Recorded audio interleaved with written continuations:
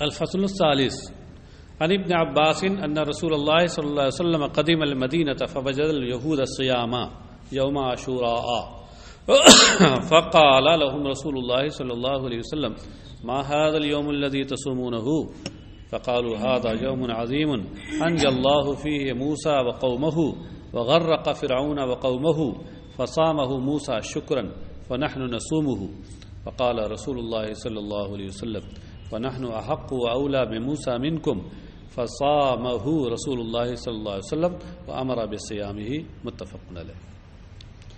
تیسری فصل حضرت عبداللہ ابن عباس رضی اللہ عنہما سے روایت ہے کہ رسول اللہ صلی اللہ علیہ وسلم مدینہ طیبہ تشریف لائے، ہجرت کے بعد ہجرت کر کے تشریف لائے وہاں، تو یہودیوں کو عاشورہ کے دن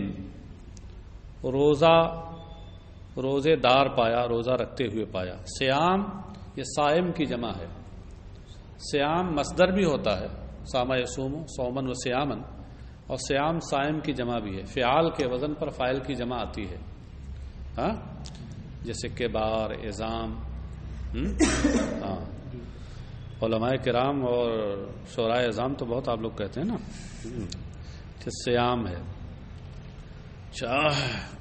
عاشورہ یہ دراصل لیلتن کی صفت ہے، یعنی اصل میں ہے یوم لیلتن عاشوراء، 10ویں رات کا دن، 10ویں رات کا دن وہی 10 ہوگا، 10 تاریخ اور کیا۔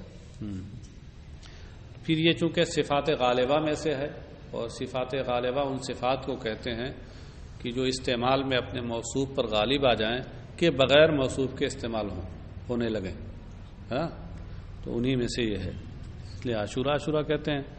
اردو میں بھی اسے الف کے ساتھ لکھنا چاہیے، نہ اس طرح جیسا کہ بہت سے لوگ ہے کے ساتھ لکھتے ہیں۔ ہے کہاں سے آیا؟ عاشورتن تو ہے نہیں کہ ہا کو حالت وقت میں، تا کو حالت وقت میں ہا سے بدل دیجیے، آپ الف سے لکھنا چاہیے۔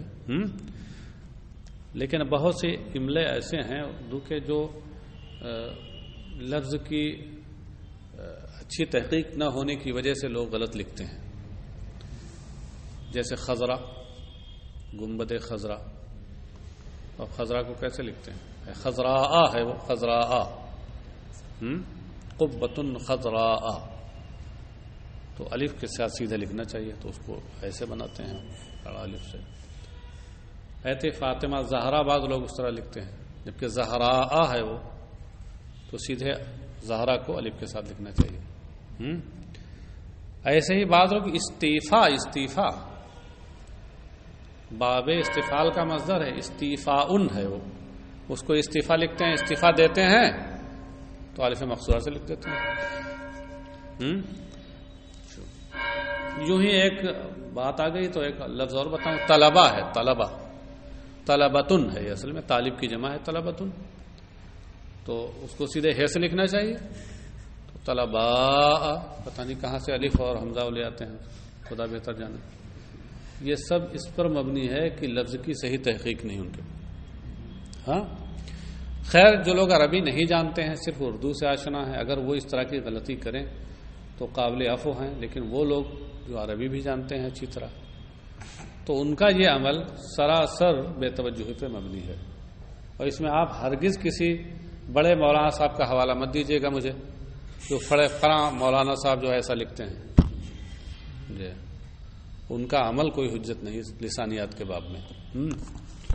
چلیں صاحب، الفصل الثالث، تیسری فصل، عن ابن عباس ان رسول اللہ صلی اللہ علیہ وسلم قدم المدینہ، حضرت عبداللہ ابن عباس رضی اللہ عنہما سے روایت ہے کہ رسول اللہ صلی اللہ علیہ وسلم مدینہ طیبہ تشریف لائے تو یہودیوں کو عاشورہ کے دن روزہ رکھتے ہوئے پایا، تو رسول اللہ صلی اللہ علیہ وسلم نے ان سے فرمایا، یہودیوں سے، ما ھذا اليوم الذی تصومونہ، یہ کیسا دن ہے کہ جس میں تم روزہ رکھتے ہو؟ فقالوا ھذا یوم عظیم، ان لوگوں نے کہا یہ بڑا باعظمت دن ہے۔ یہ بڑا کہاں سے میں نے بڑھا دیا؟ ہاں عظیم تو کمانا تو باعظمت ہوتا ہے، بڑا کہاں سے بڑھ گیا؟ عظیم میں جو تنوین ہے وہ بھی برائے تعظیم ہے، اور تنوین جب کسی پر برائے تعظیم ہوتی ہے تو اس سے ایک الگ عظیم کا معنی پیدا ہوتا ہے۔ تو جب عظیم عظیم عظیم ہوگا تو صرف بعظمت تھوڑے رہے گا، بڑا بعظمت ہو جائے گا وہ. تو یہ بڑا بعظمت دن ہے. انجى الله فيه موسى وقومه، اللہ تعالیٰ نے اس میں حضرت موسیٰ اور ان کی قوم کو نجات دی تھی. وغرق فرعون وقومه، اور فرعون اس کی قوم کو دریا میں غرق کر دیا تھا. فصامه موسیٰ شکرا، تو حضرت موسیٰ نے اس نعمت کے شکریہ میں روزہ رکھا. فنحن نصومه، تو ہم یہودی بھی روزہ رکھتے ہیں، یعنی حضرت موسیٰ کی پیروی میں. فقال رسول اللہ صلی اللہ علیہ وسلم ونحن احق واولی بموسیٰ منکم، تو رسول اللہ صلی اللہ علیہ وسلم نے ارشاد فرمایا تب تو ہم تم لوگوں سے کہیں زیادہ موسیٰ علیہ السلام کی پیروی کے حقدار. احق و اولا ایک ہی معنی میں ہے، ان کی پیروی کے تم سے کہیں زیادہ حقدار ہیں. تم کہتے ضرور ہو کہ ہم ان کے متبع ہیں، لیکن تم نے تو ان کی تعلیمات کو بدل ڈالا ہے، تحریف کر ڈالی ہے کی کتاب میں، کہ ہم تم سے زیادہ مستحق ہیں. فصامہ رسول اللہ صلی اللہ علیہ وسلم وامر بصیامہ، تو رسول اللہ صلی اللہ علیہ وسلم نے اس دن کا روزہ رکھا اور روزے کا حکم بھی دیا. متفق علیہ، یہ حدیث متفق علیہ ہے. رمضان کے روزے آنے سے پہلے اس دن کے روزے فرض تھے. یوم عاشوراء کا روزہ فرض تھا، سمجھے؟ لیکن جب رمضان کے روزے کی فرضیت آئی تو یہ روزہ منسوخ ہو گیا، مطلب ہے کہ فرضیت منسوخ ہو گئی، استحباب بہرحال باقی رہا اس کا. اور اب یہ اور بات ہے کہ تنہا نہیں، آگے سرکار کا عمل یہ تھا کہ جیسا کہ حدیث درگزری ہے کہ اگر آئندہ سال ہم رہے تو ہم ضرور 9 کو روزہ رکھیں گے. لیکن یہ ہوا کہ سرکار علیہ الصلوۃ والسلام کا وصال ہو گیا، تو بھلے وہ روزہ عملاً نہ رہ سکے، لیکن اپنے عزم و ارادے کا سرکار نے اظہار فرما دیا تھا. تو اس لیے علماء نے فرمایا، صاحب فتح القدیر کے حوالے سے میں نے وہاں بتایا تھا آپ کو کہ علامہ ابن حمام صاحب فتح القدیر نے لکھا ہے کہ اسی لیے عاشوراء کا روزہ اس کے ساتھ ایک روزہ ملا لینا چاہیے، یا تو 9 اور 10 رکھیے، یا 10 11 رکھیے. اللہ توفیق دے تو 3 رکھ لیجیے، 10 11 تھا. چلیں استحباب سے پہلے جب مطلب فرضیت تھی اس کی تو اس وقت ایک ہی دن تھا فرض. ہاں اس دن تو ایک ہی دن تھا. اچھا ایک چیز اور ہے، سرکار علیہ الصلوۃ والسلام جب شروع میں ہجرت کر کے مدینہ طیبہ تشریف لے گئے تو اس زمانے میں وہاں یوں کہہ لیجئے کہ دورہ یہودیوں کا تھا. یعنی مدینہ طیبہ میں سماجی طور پر بالاتری انہی کی تھی، بالادستی ان کو حاصل تھی. وہ ایک طرح کی زمینداری اور چودھراپن انہی کا تھا وہاں پہ. لیکن تو سرکار صلی اللہ علیہ وسلم شروع میں ان سے ٹکراؤ نہیں چاہتے تھے، اور کبھی کبھی اس طرح کا رکھتے تھے کہ ان سے مل جل کے کام ہوتا رہے. باقی یہ ہے کہ ایک تو کفار مکہ ہمارے دشمن ہیں، اب یہاں آ کر ہم فوراً ان سے دشمنی شروع کر دیں تو اس کا مطلب یہ ہوا کہ اب پھر داخلی اور خارجی دونوں طور پہ ہم کو دشمنوں سے مقابلہ کرنا ہوگا. لیکن یہ کہ سرکار کی مقبولیت کو دیکھ کر یہودیوں کو حسد اور جلن ہونے لگی اندر اندر، اور وہ طرح کی سازشیں کرنے لگے. اور جب سازشیں سب سامنے آنے لگی اور ادھر پھر سرکار علیہ الصلوۃ والسلام کو اور مسلمانوں کو ایک گنا قوت حاصل ہوئی، تو پھر آپ نے دیکھا کہ یہ اس طرز عمل کے یہ لائق نہیں ہے. اس سے پھر سرکار نے کھل کر ان کی مخالفت مذہبی شروع فرمائی. تو بعد میں پھر یہ نا منع بھی کیا تھا کہ ہم ان کی مخالفت کرتے ہیں. سنیچر کو روزہ بھی رکھتے تھے، اس کے بعد پھر نہیں، سنیچر کو اتوار کو روزہ رہنے لگے اس کے بعد. کیونکہ سنیچر کا دن جو تھا وہ یہودیوں کی ہفتے کی عید ہے، اور اتوار کا دن عیسائیوں کے ہفتے کی عید ہے. عن ام سلمۃ قالت كان رسول الله صلى الله عليه وسلم يصوم يوم السبت ويوم الاحد اكثر ما يصوم من الايام ويقول انهما يوم عيد للمشركين فانا احب ان اخالفهم. رواه احمد. وہی بات جو میں نے کہی. حضرت ام سلمہ رضی اللہ عنہا سے روایت ہے، انہوں نے کہا کہ رسول اللہ صلی اللہ علیہ وسلم شنیچر کے دن اور اتوار کے دن روزہ، جن ایام میں روزہ رہتے تھے ان میں سب سے زیادہ شنیچر کے دن، اتوار کے دن روزہ رہتے تھے۔ اکثر ما یصوم من الايام، یعنی جن ایام میں آپ روزہ رہتے تھے ان میں سب سے زیادہ شنیچر اور اتوار کو روزہ رہتے تھے۔ وَيَقُولُ إِنَّهُمَا، اور سرکار فرمایا کرتے تھے کہ یہ دونوں دن مشرکوں کی عید کے دن ہیں۔ مشرکین سے یہاں مراد یہود و نصارہ ہیں، جو اگرچہ توحید پرست ہونے کا دعویٰ کرتے تھے لیکن ان کے اندر بھی کسی نہ کسی اعتبار سے شرک در آیا تھا۔ شرک کسی نہ کسی اعتبار سے، جیسے کہ یہودیوں کا ایک طبقہ کہتا تھا عزیر ابن اللہ، عزیر اللہ کے بیٹے ہیں، اور عیسائی تو کہتے ہی تھے حضرت عیسیٰ کو ابن اللہ۔ تو اس طریقے سے وہاں کیا ہے کہ الوہیت میں شرکت ان کے ہاں پائی جانے لگی تھی، اور الوہیت میں اور معبودیت میں جو شریک ٹھہرائے کسی کو تو وہ تو مشرک ہے ہی ہے، اس لیے مشرکین کہا یہاں۔ فَأَنَا أُحِبُّ أَنْ أُخَالِفَهُمْ، سرکار نے فرمایا تو میں چاہتا ہوں کہ میں ان کی مجھے پسند ہے کہ میں ان کی مخالفت کروں۔ رواہ احمد۔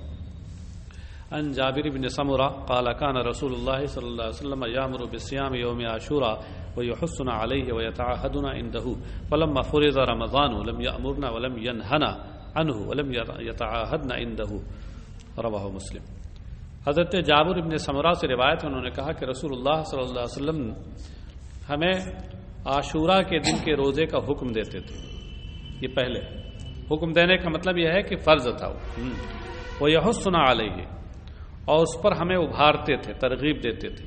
وَيَتَعَاهَدُنَا عِنْدَهُ اے عِنْدَ مَجِيئِهِ، مضاف محذوف ہے، اس دن کے آنے پر، عِنْدَهُ اے عِنْدَ مَجِيءِ ذَلِكَ الْيَوْمِ، اس دن کے آنے پر وہ ہمیں نصیحت بھی فرماتے تھے، ہماری خبرگیری کرتے تھے۔ تعاہد نے نصیحت کرنا، خبرگیری کرنا، تاکید کرنا۔ یہ دیکھتے تھے کہ ہم روزہ ہیں کہ نہیں۔ فلما فرض رمضان، تو جب رمضان فرض ہو گیا، رمضان کیا فرض ہو گیا؟ مضاف محذوف ہے۔ رمضان کے روزے جب فرض ہو گئے، لم یامرنا ولم ینہنا عنہ، تو سرکار نے پھر ہمیں عاشورہ کے روزے کا نہ حکم دیا اور نہ منع فرمایا۔ ولم یتعاہدنا عنہ، اور اس کے آنے پر ہماری خبرگیری بھی آپ نے کوئی نہیں فرمائی۔ سمجھے؟ تو اس سے کیا ہوا کہ اب وہ جائز ہے، مباح ہے، مستحب ہے، بس زیادہ فرضیت اس کی نہیں۔ رواہ مسلم۔ وعن حفصة قالت 4 لم تكن يدعهن النبي صلی اللہ علیہ وسلم صيام عاشوراء والعشر وثلاثة أيام من كل شهر وركعتان قبل الفجر۔ رواہ النسائی۔ حضرت حفصہ سے روایت ہے، انہوں نے کہا کہ 4 چیزیں ایسی ہیں کہ نبی اکرم صلی اللہ تعالی وسلم جنہیں نہیں چھوڑتے تھے۔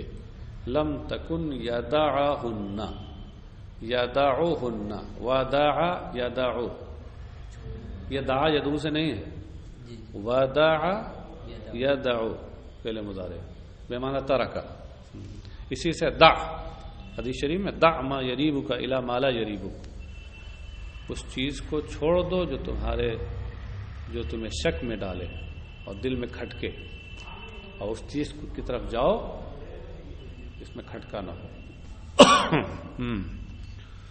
فرمایا کہ 4 چیزیں ایسی ہیں کہ نبی اکرم صلی اللہ علیہ وسلم جنہیں ترک نہیں فرماتے تھے۔ تو عاشورہ کا روزہ اور والعشر، اور عشر ذی الحجہ کے روزے۔ یہ عشر سے مراد ہے، اس میں العشر میں الف لام یا تو عہد خارجی کا ہے، عشر سے مراد ہے عشر ذی الحجہ، یا یہ کہہ لیجئے کہ الف لام مضاف الیہ کے عوض میں ہے، اصل میں عشر ذی الحجتی تھا، اور ذی الحجہ جو مضاف الیہ اس کو حذف کیا اور اس کے عوض اور بدلے میں مضاف کے الف لام لے آئے، جو توجیہ چاہیے کر لیجئے۔ اب عشرہ تو 10 دن کو کہتے ہیں، 10 دن میں تو 10واں دن تو عید الاضحیٰ کا ہوتا ہے، اس دن تو روزہ منع ہے، حرام ہے۔ تو اس لیے اب عشرہ کا مطلب کیا ہوا؟ 9 دن، ہاں، مگر 9 پر 10 کا اطلاق کر دیا گیا ہے اس لحاظ سے کہ جب بڑے حصوں میں مہینے کو تقسیم کیا جائے تو ایک طریقہ ہوتا ہے 3 حصے میں تقسیم کرنے کا، عشر اولا، عشر ثانیہ، عشر ثالثہ، پہلا عشرہ، دوسرا عشرہ، تیسرا عشرہ. تو اس لحاظ سے یہاں تقسیم کیا گیا. تو یہ جو 9 دن ہوئے پہلے عشرے کے ہوئے، اور 9 پر عشرہ کا اطلاق بطور تغلیب ہے. ہاں اگرچہ بظاہر وہ 10ویں کو بھی شامل ہے، مگر چونکہ الگ سے اس کی دلیل موجود ہے، سرکار کی ممانعت موجود ہے، اس لیے وہ اس میں قابل نہیں. اسی لیے نیچے دیکھیے لمعات کے حوالے سے یہاں لکھا ہے محشی نے والعشر اے عشر ذی الحجہ والمراد 9 ایام منہا. بات سمجھ گئے؟ اچھا. وثلاثۃ ایام من کل شہر، اور ہر مہینے کے 3 دن کے روزے، یہ بھی سرکار نہیں چھوڑتے تھے. ورکعتان قبل الفجر، اور فجر سے پہلے 2 رکعت، یہ کبھی نہیں چھوڑتے تھے. اسی لیے یہ سنت مؤکدہ ہے. اور سنن مؤکدہ میں جن کی تاکید سب سے زیادہ آئی ہے وہ فجر کی سنت ہے. یہاں تک کہ بعض علماء نے کہا انہیں واجب کہا ہے فجر کی سنتوں. اور یہی وجہ ہے کہ اور سنتوں سے ان کا معاملہ الگ ہے. اور سنتوں کی وقت گزر جائے تو قضا نہیں ہے، وقت گزرنے کے بعد قضا نہیں اور سنتوں کی، مگر ان کی کسی نہ کسی حد تک قضا ہے کہ اگر طلوع آفتاب ہو جائے تو اس کے 20 منٹ کے بعد لے کر کے اور ظہر کبریٰ سے پہلے تک آپ کو اگر ہے تو اس کی قضا پڑنی ہے. اب ظہر کبریٰ کا وقت آ گیا، ادھر پھر ظہر کا وقت شروع ہو گیا، اب قضا ختم. ہاں تو یہ اسی بنیاد پہ یہ فرق ہے. اگر یہ واجب یا فرض ہوتی تو ہمیشہ قضا کرنا پڑتا. چلیے صاحب. عن ابن عباس قال كان رسول الله صلی اللہ علیہ وسلم لا يفطر ایام البید فی حضر ولا سفر، رواہ النسائی. حضرت عبداللہ ابن عباس رضی اللہ عنہما سے روایت ہے، انہوں نے کہا کہ رسول اللہ صلی اللہ علیہ وسلم ایام بیج کے روزے ترک نہیں فرماتے تھے، نہ حضر میں نہ سفر میں. ایام بیج کے روزے گزر چکا بھی نا، 13، 14، 15 تاریخوں کے روزے جو ہوتے تھے وہ سرکار علیہ السلام ہم حالات میں رہتے تھے. وعن ابی ہریرہ قال کان رسول اللہ صلی اللہ علیہ وسلم لکل شیء زکاۃ وزکاۃ الجسد الصوم، رواہ ابن ماجہ. حضرت ابو ہریرہ سے روایت ہے، انہوں نے کہا کہ رسول اللہ صلی اللہ علیہ وسلم نے فرمایا ہر شے کے لیے زکوٰۃ ہے اور جسم کی زکوٰۃ روزہ ہے. ہاں جیسے زکوٰۃ میں کیا ہوتا ہے؟ مال دینا ہوتا ہے، مال میں کا کچھ حصہ دینا ہوتا ہے. اور یہاں جسم، آپ نے روزہ رکھا تو آپ کا جسم کچھ گھلے گا، کچھ چربی پگھلے گی، تو آپ اپنے گویا اپنے جسم سے کچھ دے رہے ہیں. رواہ ابن ماجہ. وعنہ ان النبی صلی اللہ علیہ وسلم كان يصوم يوم الاثنين والخميس فقيل يا رسول الله انك تصوم يوم الاثنين والخميس فقال ان يوم الاثنين والخميس يغفر الله فيهما لكل مسلم الا ذا هاجرين يقول دعهما حتى يصطلحا، رواہ احمد و ابن ماجہ. اور حضرت ابو ہریرہ ہی سے روایت ہے کہ نبی اکرم صلی اللہ تعالی وسلم 2 شنبہ اور 5 شنبہ کو روزہ رہتے تھے. تو عرض کیا گیا کہ یا رسول اللہ آپ 2 شنبے اور 5 شنبے کو روزہ رہتے ہیں. سرکار نے فرمایا کہ 2 شنبہ اور 5 شنبہ یہ ایسے دن ہیں کہ اللہ تبارک و تعالیٰ ان دنوں میں ہر مسلمان کی مغفرت فرما دیتا ہے. مغفرت فرماتا ہے یعنی ہر مسلمان سے مراد کیا ہے؟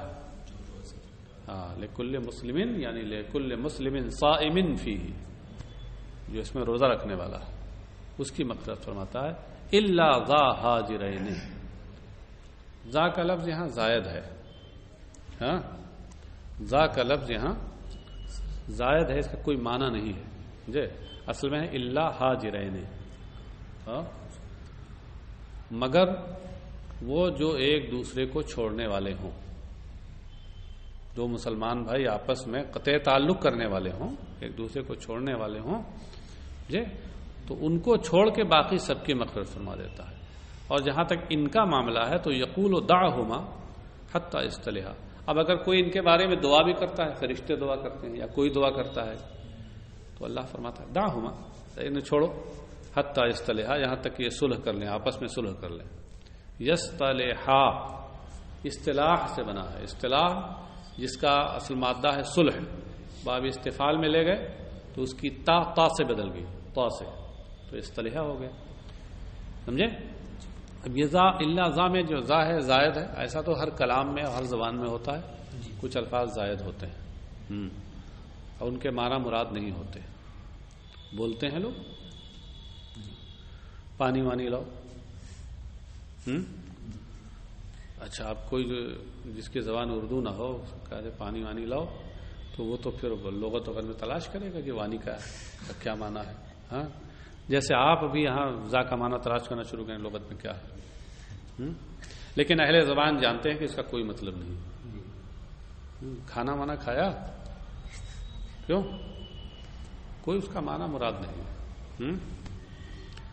ارے مبارک پور کی گلیوں میں جائیے، خاص طور سے کچھ ان راستوں میں جن میں کچھ پڑھے لکھے لوگ کم ہیں، تو وہاں دیکھیے چھوٹے چھوٹے بچے آپس میں لڑتے ہیں تو شروع میں کرتے ہیں ہاتھ، اس کے بعد پتہ نہیں کیا کہتے ہیں، آپ لوگ جانتے ہیں زیادہ، نوکے زبان پر لاتے ہیں، وہ نوکے زبان پر جو ان کی ہوتی، تو کیا اس کے معنی مراد ہوتے ہیں وہاں؟ ہاں جن لوگوں نے مولانا عبدالشکور صاحب سے پڑھا ہوگا سمجھے، تو حضرت بھی کبھی کبھی جو جوش تدریس میں آتے تھے تو پڑھاتے پڑھاتے کیسے معنی اس کا مراد ہوتا تھا، ان کے وہم و گمان میں بھی نہیں ہوتا تھا معنی، سمجھے. تو کچھ الفاظ ایسے ہوتے ہیں جو زبان کی چٹنی ہوتے ہیں، بولے جاتے ہیں معنی مراد نہیں ہوتا، ایسے ہی. رواہ احمد و ابن ماجہ. اور جیسے ایک حدیث آپ نے پڑھی ہوگی، کتاب النکاح پڑھا ہے نا اس میں کبھی نہیں، اس میں ایک حدیث سنتے ہوں گے آپ، کتاب النکاح میں ہے یا معاشر شباب من استطاع منکم، نہیں تنکح المرأة لأربعین لمالها ولجمالها ولحسبها ولدینها فاظفر بذات الدین تربت یداک. یہ جو تربت یداک ہے اس کا لغوی معنی ہے تیرے ہاتھ دونوں ہاتھ خاک آلود ہوں. شارحین نے دنیا بھر کی اس کی توجیہیں کی ہیں، یہ ہے اس کا مطلب، یہ ہے مطلب، یہ کنائی معنی ہے، فلاں معنی ہے. لیکن مجھے یاد آتا ہے، مجھے ملا کہیں نہیں، لیکن میں نے اپنے ذوق کے مطابق جو پہلی بار پڑھایا تھا تو یہی توجیہ کی تھی کہ یہ کلام کی چٹنی کے طور پہ ہے، کہ کوئی معنی مراد نہیں ہے اور اس کی نظیریں موجود ہیں، تو کیا ضروری ہے توڑ مڑو کو اس کو کوئی معنی ہی پہنایا جائے. وانہ قال قال رسول اللہ صلی اللہ علیہ وسلم من صام یوما ابتغاء وجہ اللہ بعدہ اللہ من جہنم کبعد غراب طائر وهو فرخ حتی مات حریما. رواہ احمد وروى البیہقی فی شعب الایمان سلمہ ابن قیس. انہی سے حضرت ابو ہریرہ ہی سے روایت ہے کہ رسول اللہ، انہوں نے کہا کہ رسول اللہ صلی اللہ علیہ وسلم نے ارشاد فرمایا کہ جس نے اللہ کی رضا چاہتے ہوئے اللہ کی خوشنودی کی حصول کے لیے ایک دن روزہ رکھا تو اللہ تبارک و تعالی اسے جہنم سے ایسے ہی دور کر دے گا، اتنا ہی دور کر دے گا جیسے وہ کوا جو چوزا ہونے کی حالت میں اڑا اور یہاں تک کہ انتہائی بوڑھا ہو کر مرا. حرم کا معنی انتہائی بوڑھا. ہاں حرم کا معنی ہوتا ہے اس کو آپ کیا کہیے، کوسٹ بڈھا، کہ منہ میں دانت نہیں پیٹ میں آنت نہیں، مجھے یہ کہ شیخ فانی اس کو کہہ لیجیے، شیخ فانی. ہاں وہ اردو میں وہ کہتے ہیں وہ کوسٹ بڈھا ہو گیا، بالکل منہ میں دانت نہیں پیٹ میں آنت نہیں، بالکل عجیب کیفیت ہے. تو کہا کہ یوں سمجھ لیے اتنا دور کر دیتا ہے جہنم سے جیسے ایک کوا ابھی بالکل چھوٹا سا ہو، بچہ ہو اور اڑنا شروع کرے، اور کوے کی عمر بہت لمبی ہوتی ہے سمجھے، تو اب اڑنا شروع کرے اور اڑتے اڑتے اڑتے اڑتے اڑتے یہاں تک کہ ایک دم بوڑھا ہو جائے اور مر جائے. اب کتنی دور تک اڑے گا؟ تو اللہ اس روزے دار کو جہنم سے اتنی دور کر دیتا. یہاں یہ فرمایا، ایک جگہ فرما دیا کہ جہنم سے اتنی دور کر دیتا ہے جیسے 70 سال کی مسافت پر، ایک جگہ فرمایا ایسے دور کر دیتا ہے جیسے آسمان و زمین کے درمیان. سب کا حاصل وہی ہے، بطور مبالغہ انتہائی دوری یہ مراد ہے. وہاں لوگ کوئی اس کا حقیقی معنی مراد نہیں ہے. امام احمد نے اسے روایت کیا اور امام بیہقی نے شعب الایمان میں حضرت سلمہ ابن قیس سے روایت کیا. یعنی امام احمد نے تو حضرت ابو ہریرہ ہی سے روایت کیا ہے اس کو، مگر امام بحقی نے اپنی کتاب شعب الایمان میں سلمہ ابن قیب سے روایت کیا.